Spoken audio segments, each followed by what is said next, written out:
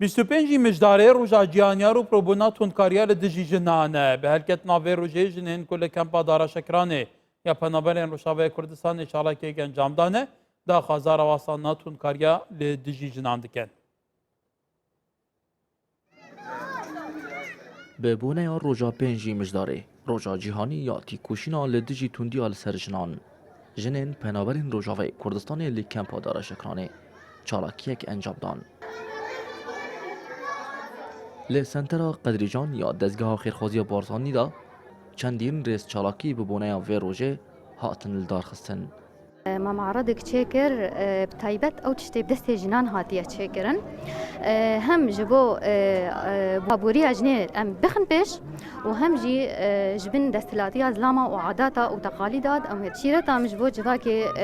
جروجا روج ده بيرك هم بري تندو تجيه تكرن از بيجم يعني ايدي بس ما حيا كنجي ايرو روت بينا جن رولا خجلك ريستيا الجيهاني Dê heman çalakiyê da tabloyên ku bi destê keç û jinên penaber hatin esas kirin, ji bo têkoşîna li dijî tundiya li ser jinan hatin nemaîşkirin. رسمي خصوصا في معرض هذا مقولش باجي مشاركة بكم بعنف ضد المرأة انه بخلالي فانا وحاس كار ما يجي مشاركين بعنف ضد المرأة كزلام امجي دينداري بيرك يعني بيرك قالك برمد خباتت كود بر مجتمعي خدا جواتي دا قالك خباتت ك جبر قوتن او يي قوتيه